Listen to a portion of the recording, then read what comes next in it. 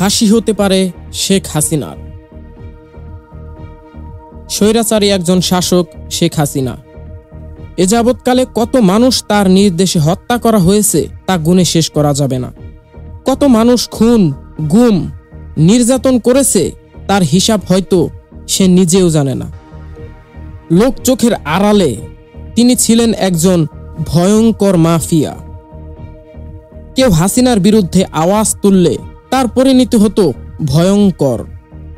2013 সালে হেফাজতের আন্দোলনে রাতের আধারে কয়েক হাজার হাফেজ আলেমকে হত্যা করেছে। এছাড়াও বিএনপি, জামাত সহ সকল দলের হাজার হাজার নেতাকর্মীকে নির্মমভাবে হত্যা করেছে এই মাফিয়া। শুধু তাই নয়, প্রশাসনকে নিজের হাতের মুঠোয় রাখতে হাজার হাজার বিডিআর এবং সেনাবাহিনী সদস্যদের হত্যা করেছে।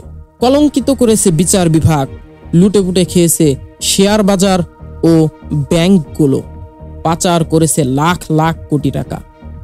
ভারতের পা চেটে আসছিল হাসিনা। জন্ম দিয়েছে ছাত্রলীগ, যারা সব সময় নেশা, চাঁদাবাজি, হত্যা, গুম, ভয়ভীতি, দুর্নীতি, ধর্ষণ, মাদক, চুরি ডাকাতি সহ সকল অপকর্মের সাথে জড়িত থাকত।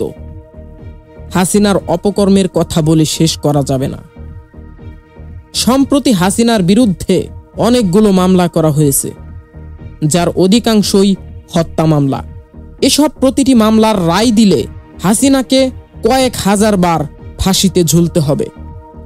হয়তো দ্রুতই হাসিনাকে ফেরত দিতে বলা হবে ভারতকে। আর যদি ভারত শেখ হাসিনাকে ফেরত দেয়, তাহলে তার ফাঁসি নিশ্চিত বলা যায়।